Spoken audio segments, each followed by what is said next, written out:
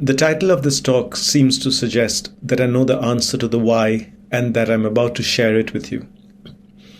I began writing my first novel in 1986 in what I elected to be my gap year. So if I've been trying my hand at fiction for about 34 years now, I should definitely have some idea why I write novels. The truth is that the title has a misleading sound. It should have been, Why Do I Write Novels? With the emphasis on the do, because I've grown increasingly rather than less puzzled by this part of my existence. A part that, to those who know my work from afar, may even seem definitive of my existence.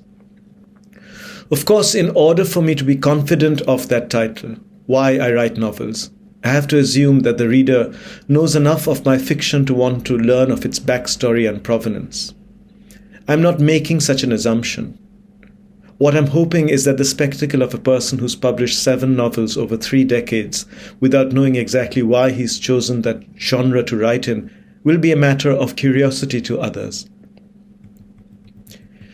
People have pointed out to me from the start that I have been writing about my life. I have been at pains to point out to them that I'm interested in life, not my life, and that there's a subtle difference between my understanding of the first and the second. Still, when Carl Miller read a chapter from my first novel, A Strange and Sublime Address, which he published as a standalone story in 1988 in the London Review of Books, he said, "It's your bloody memoir." I've had this said to me since, from time to time, if with less passion. I've sometimes asked myself in what way a novel I've written isn't a memoir, especially when I definitely know it isn't. Take my 6th novel, Odysseus Abroad, which came to me from my urge to cast a maternal uncle I had in London, a bachelor, as Odysseus, and myself, from my memories of my student days in the early 80s, as Telemachus. This conceit came from nowhere, as conceits do, after I'd bought a large charcoal sketch in 2002 by the artist F.N. Souza. I'd purchased the work exceptionally cheap for 55,000 rupees and hung it up in the drawing room in Calcutta. The charcoal sketch was a portrait, a jumble of frenetic lines that had come together to create a man. My uncle, the bachelor from London, was in Calcutta. He still rented the Belsize Park bedsit he'd lived in for roughly 30 years, but from 1991, after I convinced him to visit Calcutta to attend my wedding, spent most of his time in Bhawanipur in South Calcutta with his younger brother. Though he'd been a senior manager in one of the biggest shipping companies in Britain, he owned no property. In Calcutta, he spent his time visiting relatives. He came to our flat and asked to see the painting. He studied it and said, "You may as well have paid me 55,000 rupees for farting." When I protested, he said, "I suppose the art produced by a genius and the art done by an idiot are identical." I kept looking at the magnificent likeness, thinking how it was like my uncle, and was reminded that Souza had named it Ulysses. The portrait resembled my uncle because it was actually a self-portrait, and there's a marked similarity between my uncle's features and Souza's, even a pronounced overlap in temperament, except that Souza hated Tagore and my uncle loved him. So if they'd met, they'd have soon been at each other's throats. Staring at the drawing as my uncle went off, I thought, he's a bit like Odysseus. This was the surfacing of the conceit that at first felt liberatingly absurd, then increasingly tenable. He had lived in the bedside in Belsize Park for 30 years. He had worked in shipping. He had only lately, relatively speaking, returned home. When I was in London as an undergraduate, he was my one point of contact outside of my frugal interaction with college life. I now began to see the journey I made at least once weekly from Warren Street to his bedsit, walking past him as he stood in the doorway, to the kitchenette inside to open the tap and pour myself water, as Telemachus's journey. I returned to the image from time to time over the next 10 years. When I committed myself to writing the story in 2012, I wondered how to approach the conceit. I considered the essayistic memoir. This would allow me to discuss the conceit while laying out the lives of Odysseus and Telemachus and their time in London. I wrote 2 paragraphs in this mode. I put a line through them in my notebook.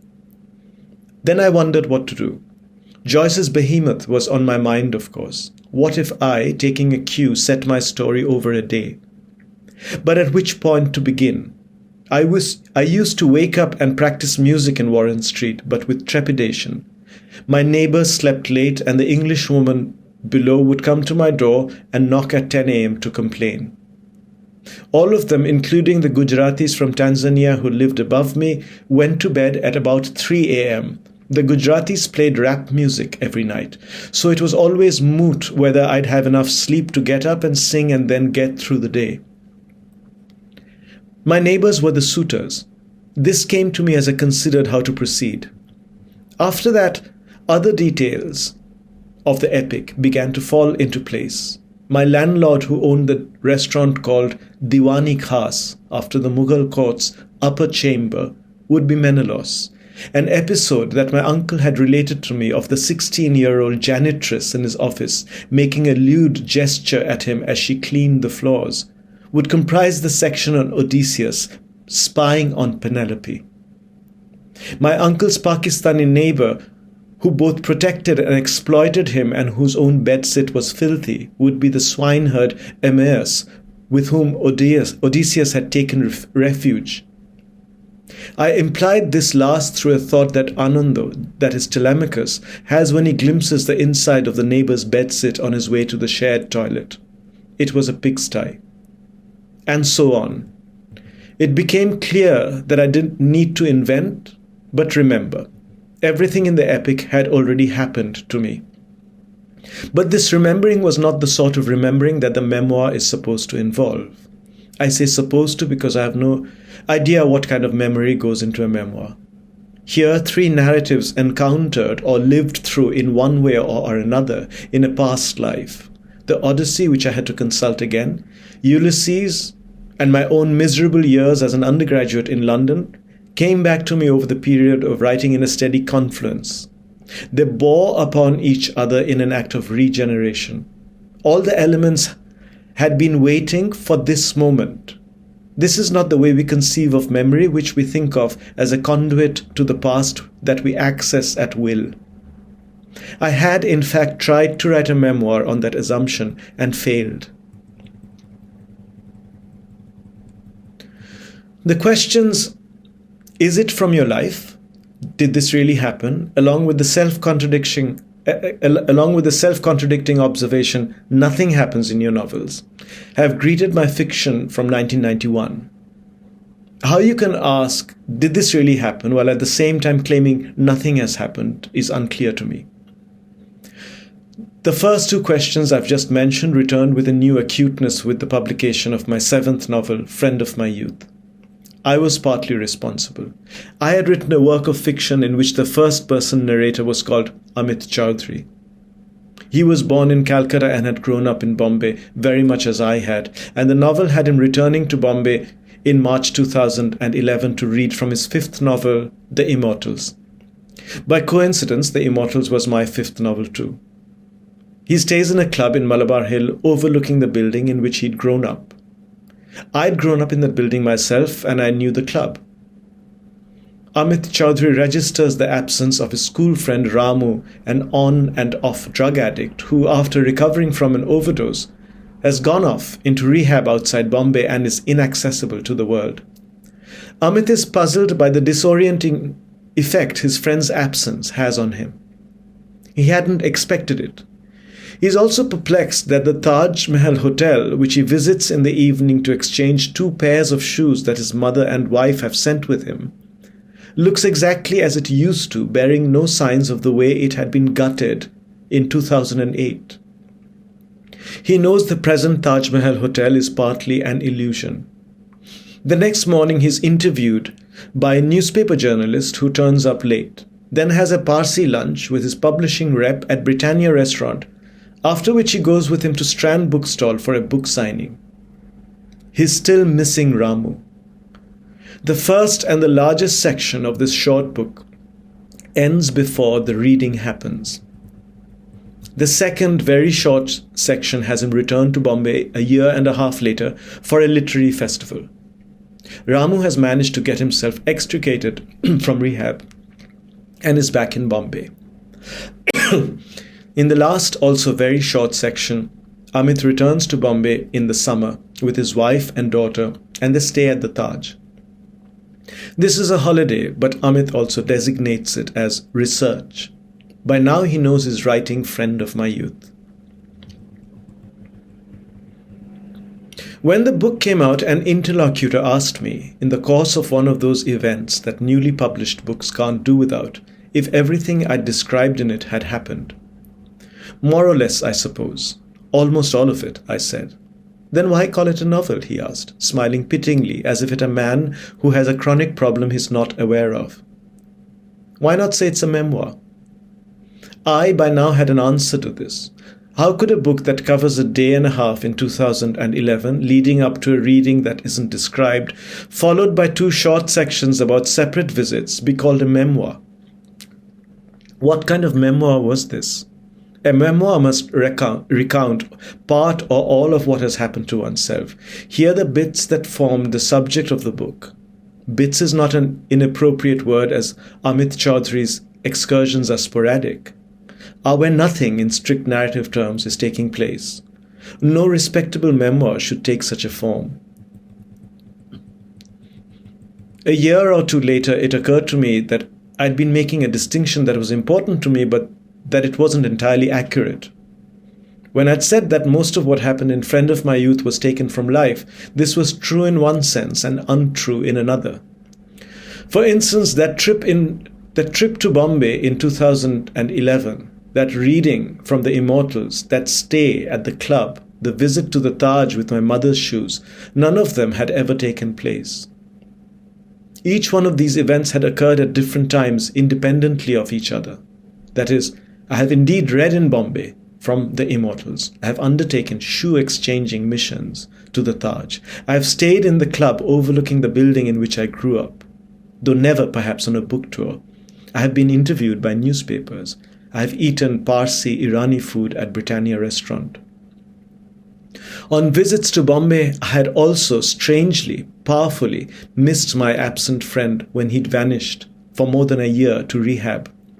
This, in fact, was the prompt, the weighing of the idea of whether a novel could be written about missing a childhood friend upon revisiting the city in which one had grown up. The moment when such an idea surfaces is the moment when living's demarcation from, its anteriority to, writing fades, and the latter no longer remains a reporting of the former. For all that, the episode I described in some detail over the first 2/3 of the novel has no prior existence. It is an invention. Why invent such an episode? If I am to be accused of writing from life, and if I also begin to blithely admit to doing so, I may as well earn the accusation. Why invent a situation unless to pursue a narrative goal, a denouement or dramatic event? Why construct in order to persuade a reader of something that doesn't require suspension of disbelief, the fact that nothing on the level of plot is taking place? One of my dissatisfactions with the novel as a form has to do with it comprising what Naipaul called made-up stories. But why make up something that isn't a story in the novelistic sense?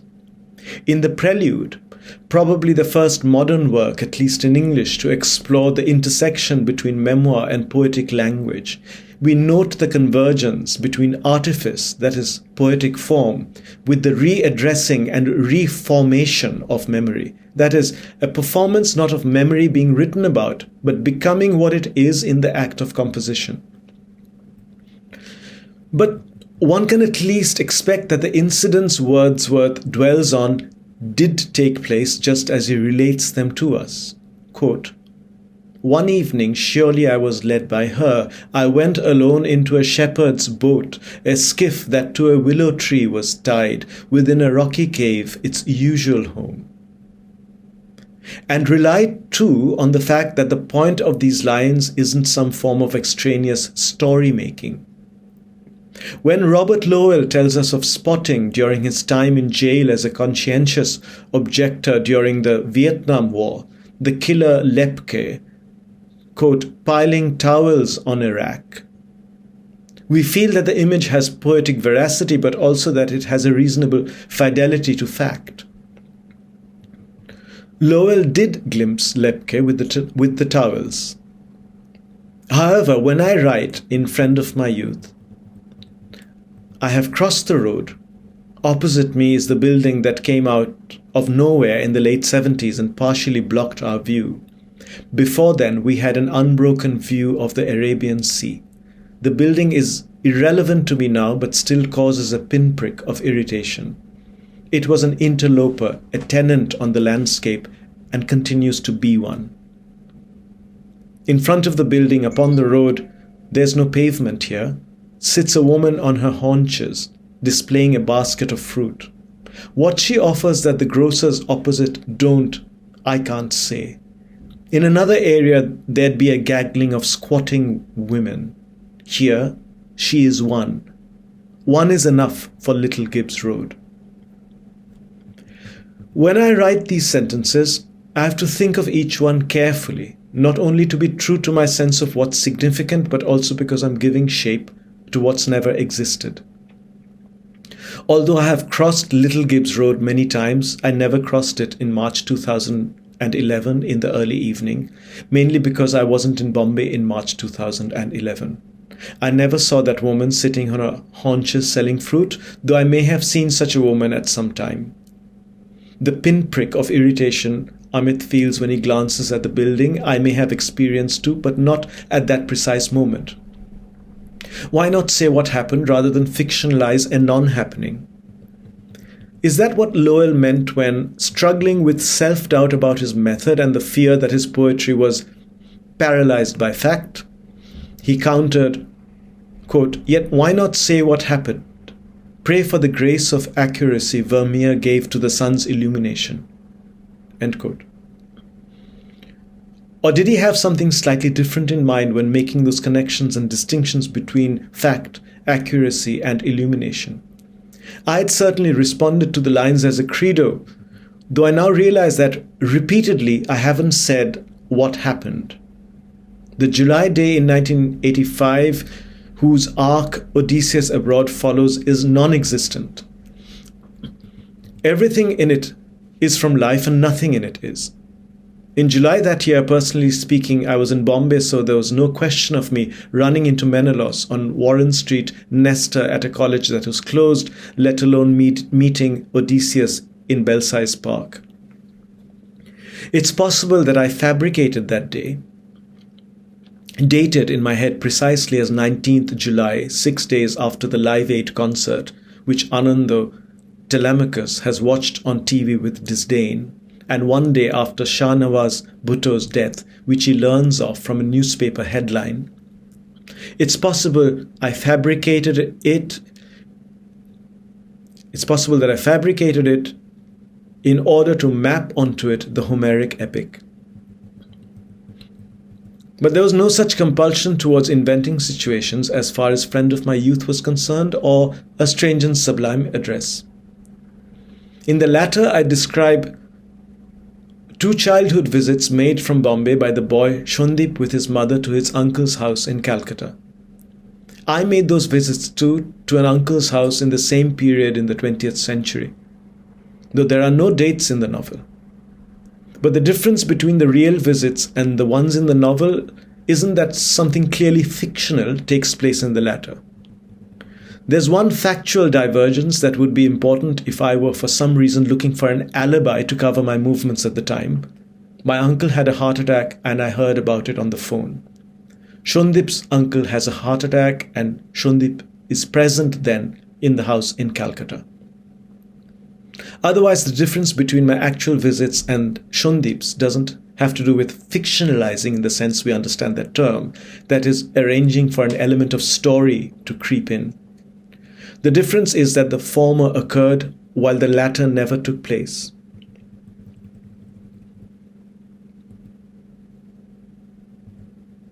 In 2000, I tried to make a break from the novel. I had returned to India from Britain in 1999, and these 2 events are, for me, related. My escape from Britain, where I'd lived in one capacity or another, student, poet manqué, published novelist, since 1983, was prompted by the startling changes, the homogeneity coming over its culture. Thatcher's legacy affected the novel too. It seemed that a certain kind of novel, state of the nation, multicultural, possibly compendious, possibly employing the dramatic monologue, exploring dystopias, novels with, for the want of a better definition, an entrepreneurial vigor, would flourish in Thatcher's Britain. Poetry would go out of business. The interesting young novelists who had made their name in the 80s, Ishiguro, McEwan, Barnes, would, over time, abandon the lyricism, an artist of the floating world, and the eccentricity, the cement garden, that had marked their early work. The novel would morph into a robust form which would benefit from and contribute to the new features of literary culture in the Blair years, and in fact become indispensable to them. The best of young British novelists, and books of the year lists, and the annual Booker Prize spectacles, which have ended up comprising the sole cultural landscape of planet Britain, with McEwan, Ishiguro, and the major figures of that literary generation keeping watch over it today, like retired but still active cabinet ministers. My plan was not to flee Britain towards the Indian novel in English. In fact, it was essential for me to flee the Indian novel in English too. The Indian novel in English became a major entrepreneurial form in the run-up to and aftermath of globalization. This is what was meant when it began to be said commonly that it straddled several worlds. No, my plan was to move to Calcutta. I remember thinking, why must the variety of the creative impetus I feel be accommodated by the novel alone? Certain things I want to say might be better expressed in an essay, story, poem, or even a musical composition. Why foreclose those options? I formulated these questions because of the pressure on writers to write novels, and on the novelists to prove that they were novelists by producing a novel every 2 years. I took a break for what looks like, on paper, 9 years.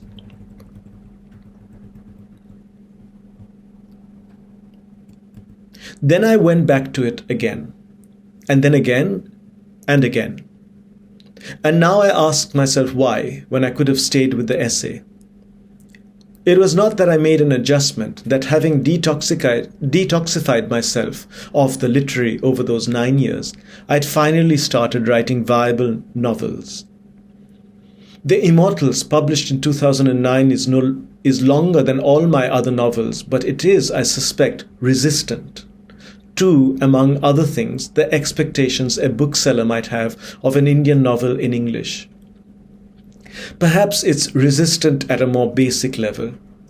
I recall the Pakistani novelist Nadeem Aslam saying to me that the thought, "But what will happen to Amit Chaudhuri?" had flashed through his mind when the chair of the Booker Prize judges in 2011, author and former Director General of MI5 Stella Remington, had said of that year's reading, "We want our novels to zip along." Today, I think again of how I have devised situations in novel after novel, situations in which there's no drama, but which, for me, try to convey great, if contained, excitement. It's the potential that this paradox has that probably draws me to the novel. I'm dependent on its structure and syntax, which otherwise bore me, to lead me to this excitement. By novelistic syntax, I mean a kind of sentence without which the narrative's grammar, that is, the rules by which it is comprehended, falls apart. I mean a sentence like, "He got off the car and walked to the door," or "I looked out of the window," or "It seemed as if she was about to say something." The novel is full of sentences like these.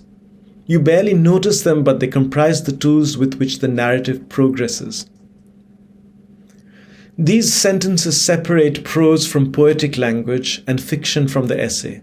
You needn't structure your essay around such bland declarations because the essay as a form isn't reliant on a situation. It is more meditation than situation. Time doesn't move forward intrepidly in it. A poem is a disjointed artifact. Two lines that follow each other in a poem don't necessarily constitute a progression. Even two parts of the same line might retain an independence from each other. The novel's syntax depends on joins, however, the sort of sentences I've mentioned above. When you hear that a novelist writes terrific sentences, you can safely assume it's not the joins that are being referred to. The great sentences are the ones that could just as well occur in an essay or take the form of a line in a poem. But he got off the car and walked to the door can't have a durable habitation except in the novel. In the essay, it's a domiciled émigré rather than a natural member of the community. In the novel, it's invisible but always there, at the writer's disposal, essential to what Virginia Woolf called the appalling business of the realist, getting from lunch to dinner. I can't think that I've turned to the novel repeatedly except for this reason, because of the availability of this peculiar syntax of fiction writing. Otherwise, my interest in language and its relationship to the world is poetic and essayistic.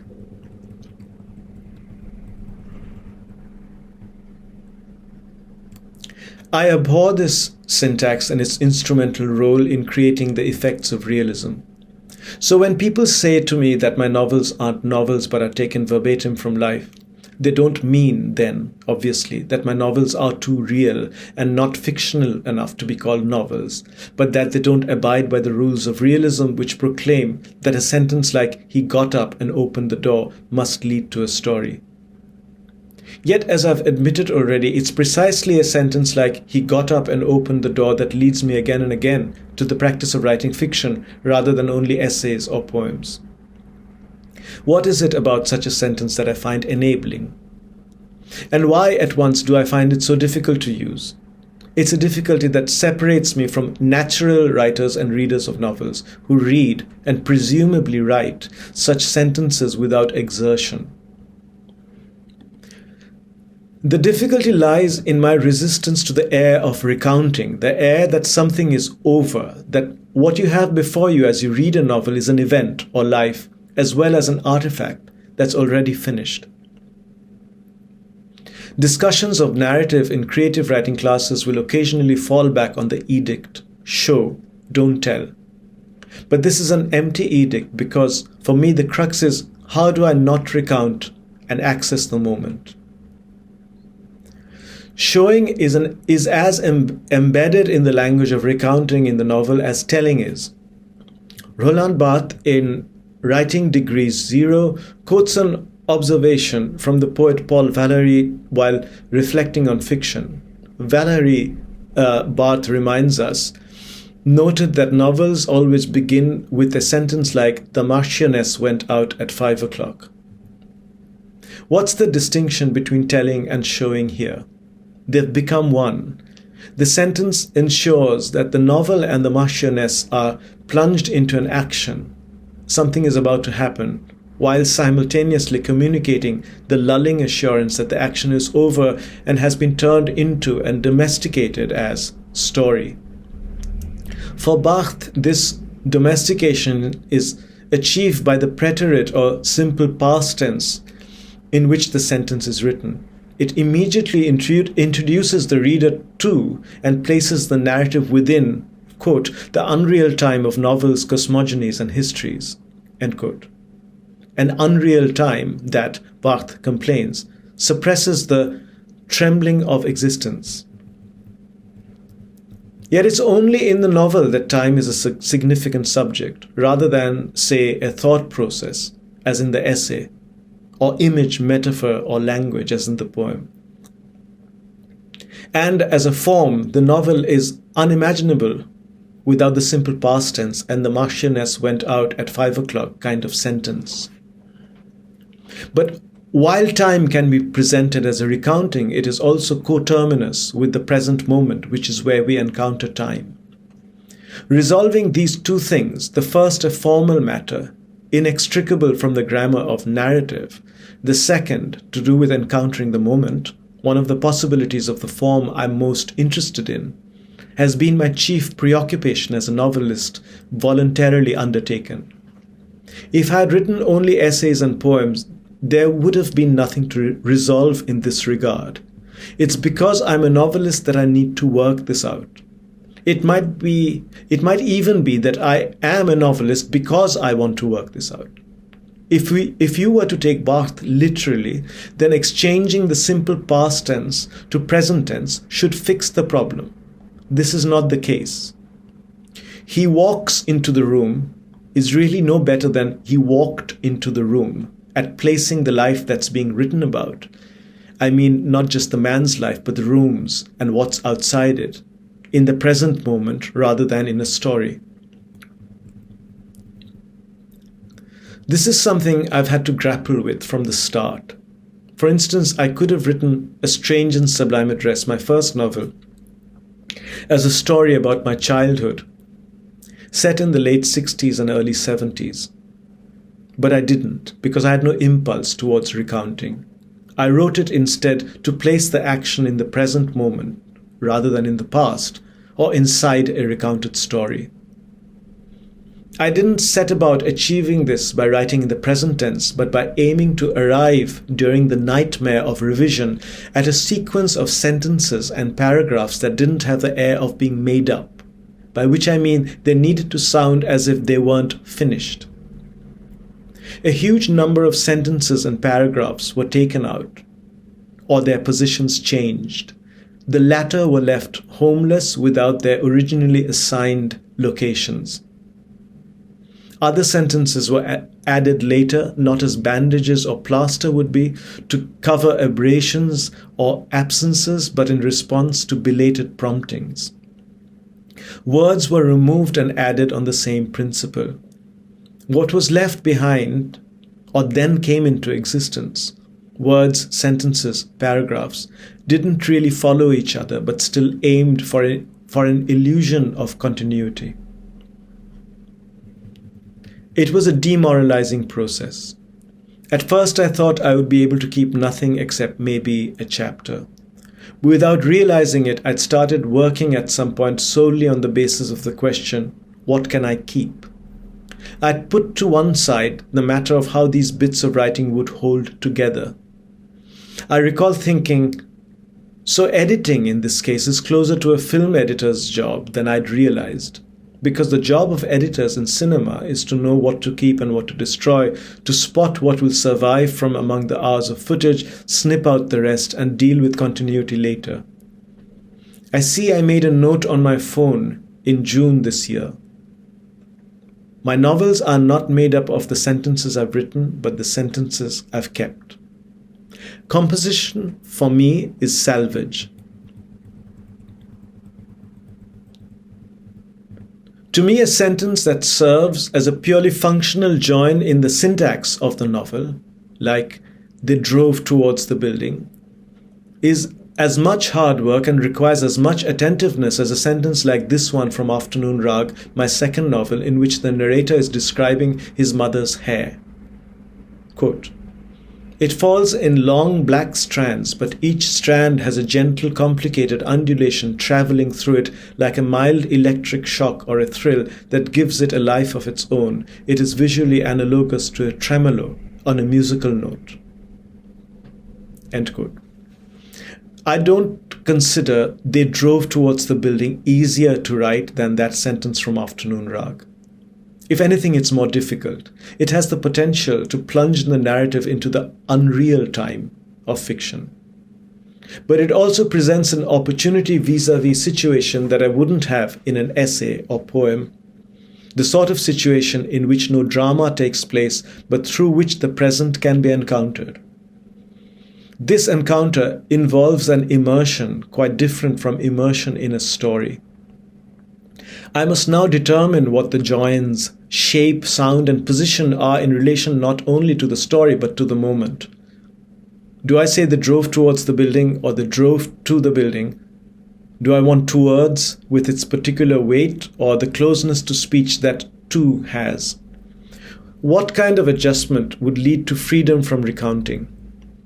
Do I wish the building to take greater charge, as in the building became visible, or more strongly, the building rose before them? But the building rose before them is too dramatic. Can I get away with the building came up, even though it sounds odd?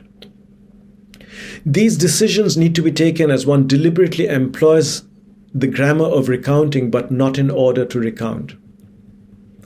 This leads to my quoting minor discrepancies and occasionally an unobtrusive element of unevenness in grammatical construction, such as, for instance, writing a sentence in the past perfect tense in its first half and changing the tense to simple past in the second. These changes will sometimes be queried by a copy editor, as will the fact that I'd referred to houses on Marine Drive on page 32, but wrote, they stopped at the Marine Drive to look at the sea on page 50. Which should it be, the copy editor will ask, Marine Drive or the Marine Drive? Change to the Marine Drive throughout? I will lamely say both about the transition from past perfect to simple past tense and from Marine Drive to the Marine Drive. Please keep as is. Then I'll wonder why I said this. Am I lazy or in love with my own writing? But what's there in these sentences to be in love with? I then start to reluctantly understand that my request to not do away with the discrepancies is my way of both using narrative syntax and fighting it. Recounting is dislodged by the non-observance of house style. The sentences I've quoted above were invented for the purpose of this talk. They aren't real sentences from a work of fiction, though that's where they belong. My novels have them too. My first novel opens with, "He saw the lane." If I quoted only these sentences from my fiction, you'd think I write normal novels. Let me turn to two sentences selected at random from Friend of My Youth to share with you specific examples of my use of the syntax of fiction. Amit has woken up in the club, had breakfast, and is killing time until the journalist arrives. Tired of waiting, he gets up. Should he return to his room? The narrator says, I decide to walk up the stairs to my room and glimpse through the latticed window the building in which I grew up. It isn't as if I'd forgotten it, it's just that I see no point in looking at it directly. The opening of the first sentence, I decide to walk up the stairs, is the sort of join that Woolf said was charged with the appalling business of the realist getting from lunch to dinner. A sentence that's meant not to waste time, but kill it, as Amit is trying to do. It is only justified, that bit of time killing, if it fulfills the expectation of a happening. The happening in this case would be the arrival of the journalist. But the second half of the sentence involves Amit in the kind of non-happening that absorbs me more than the journalist's arrival. I decide to walk up the stairs to my room and glimpse, through the latticed window, the building in which I grew up. What kind of work have I done on a sentence like this? I can't actually remember, but I'm extrapolating after rereading. First, I haven't put a comma after my room, although I know I risk causing momentary confusion as to whether Amit had decided both to go up the stairs and glimpse the building through the latticed window. I decide to walk up the stairs to my room and glimpse through the latticed window the building in which I grew up. A comma would have made clearer that decide pertains only to walking up, and that the glimpsing is part accidental. But I want this experience to remain in a continuum where I'm not assigning hierarchy to one bit of the sentence over the other. If I'd placed a comma after my room, the opening, I decide to walk up the stairs to my room, would have been functional, and the second half of the sentence would have priority in terms of emotion and shift of perception. which is why presumably I jettison the comma, risking a moment's confusion for the reader as they yoke different parts of the sentence and Amit's experience together. The other modulation has to do with the word "and." I decide to walk up the stairs to my room and glimpse, through the latticed window, the building in which I grew up. Another word I could perhaps use here is "but," which would, as with a comma, make a clear break and indicate which part of the sentence is join and information, which bit emotional charge. I'm reluctant to make that distinction and opt instead for "and." The conjunction is possibly the most unnoticed of words in language. "But" can have a degree of portentousness, "and" is entirely instrumental. Yet it can also help in belying expectations, as it is meant to in this case, by denying the emotion that "but" would have introduced. There is a shift in emotion in the sentence's second half. Flagging it up would deaden it. Of course, the fact that the narrator glimpses the building in which he grew up should itself constitute an event in a novel. The sentence that follows the one I've been discussing is a reiteration of what the reader already knows from what they've read so far, but may no longer have in mind. It isn't as if I'd forgotten it, it's just that I see no point in looking at it directly. This means that glimpsing the building through the latticed window isn't accidental at all. It's related to a deliberate plan of avoidance.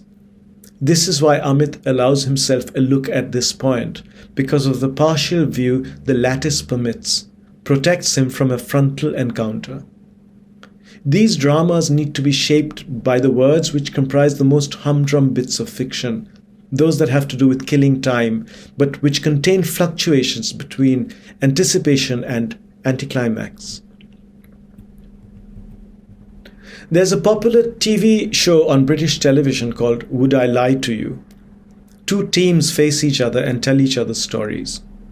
The aim is to find out which of these stories are lies. Points are given to teams accordingly. The winning team is the one whose members have been best at sniffing out the other one's bluffs and themselves been most successful at bluffing. What makes the lies and truths, all of which constitute real or so-called episodes in each team member's life, so hard to distinguish from each other is that they're equally absurd or unbelievable. What's clear is that no claim that has the air of the commonplace or everyday could ever be anything but true. The lies pose as truths and truths pose as lies. They can play these double parts because they all possess an element of the extraordinary. As I write about what's deemed to be ordinary, my stories are taken to be true. Why would anyone make up an episode that has nothing aberrant or outrageous in it? A story that has no story. But this is precisely what I do. I make up stories about my life, but unlike the contestants on the panel, about those bits in which nothing much is happening. I turn to the syntax of fictional narrative to do this. My aim is the same as that of the bluffers on Would I Lie to You, to make the extraordinary seem plausible. None of my stories, according to the rules set down by the show, can be called true. A few times each day we experience moments that awaken our sleeping selves as we go about our routine. These are moments of anticipation, but they are unrelated to any actual development. Actual developments in life are rare, and when they happen can be confusing, disappointing, or boring. The moments of anticipation that stimulate us in the midst of our daytime sleepwalking have to do with getting up from a chair, changing position on a sofa, opening a door, or looking out through a window or from a balcony. The day would be unbearable, inconceivable without these, to all purposes, pointless internal departures. The joins that are legitimately scattered throughout and which structure the novel have the unique potential to trace the journey of this excitement. For instance, she opened the door, or he looked down from the balcony. Instead, they're seen to be unimportant in themselves, admissible only in order to introduce an actual development. To me, the actual development is a bogey of realist fiction in its many varieties, including historical and science fiction. Drama is also contained in sentences that are only meant to carry us, like those small cars inside airport terminals, from one place or happening to another. Part of what I've called the novel's syntax also comprise what Nabokov termed subliminal coordinates. I'll say that again, the sentence. Part of what I've called the novel's syntax also comprise what Nabokov termed its subliminal coordinates. One of the things he probably meant by subliminal coordinates was that if you, the writer of a novel, introduce an uncle with a limp on page 24, you're obliged to have him reappear at 2 or 3 other points in the narrative. I say this from memory, but even if it isn't reliable, it defines the kind of observance that realist fiction needs to adhere to. The novel isn't a form in which you can mention the uncle with a limp and forget about him for the rest of the story. The uncle with a limp, or the coordinate, is yet another metaphor for the novel's grammar of recounting. For me, there's an element in narrative composition that I think of as a countervailing force to the limping uncle. I'll call it the outlier. An outlier is a detail that doesn't perform a structural duty in the novel. It is among its unacknowledged raison d'etre. I will provide 3 examples from cinema. The first is a scene from North by Northwest in which Cary Grant finds himself creeping through, then hanging from an escarpment on Mount Rushmore, adjacent to the carved faces of America's founding fathers.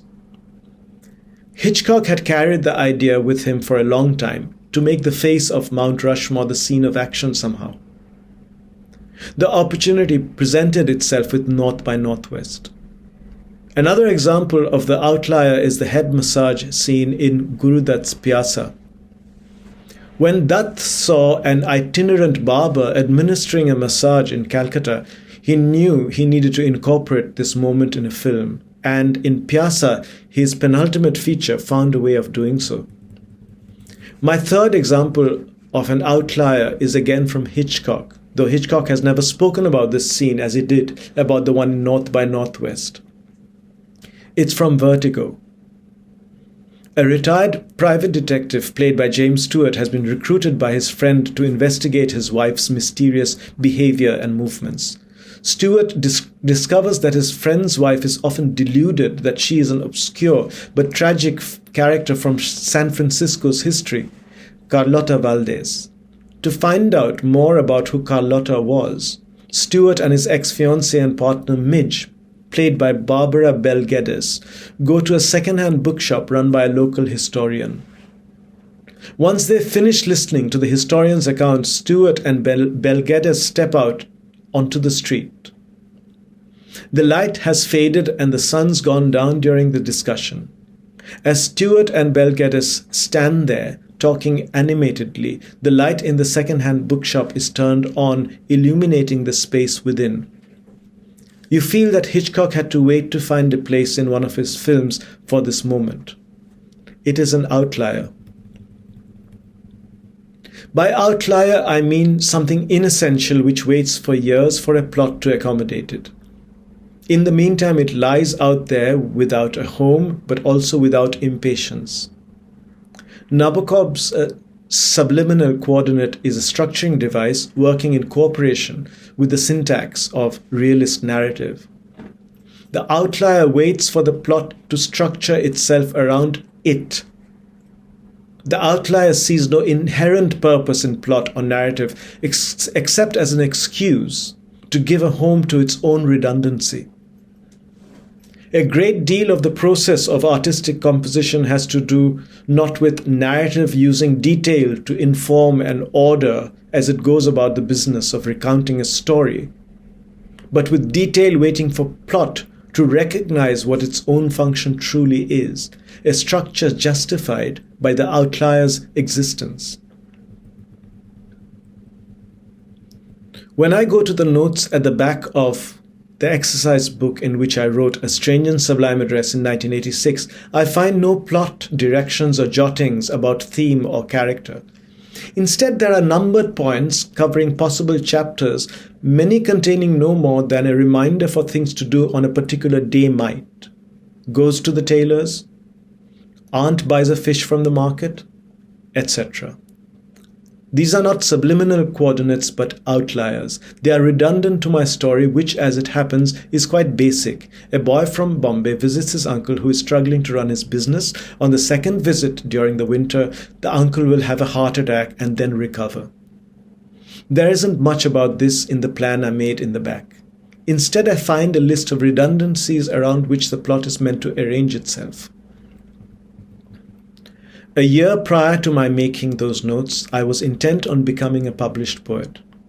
I had no idea I would begin writing a novel the following year, not least because I'd never been a great reader of fiction. Today, I still wonder why I write novels. It isn't to master an art that I have no desire to master, but evidently to create something out of my perplexity with the form.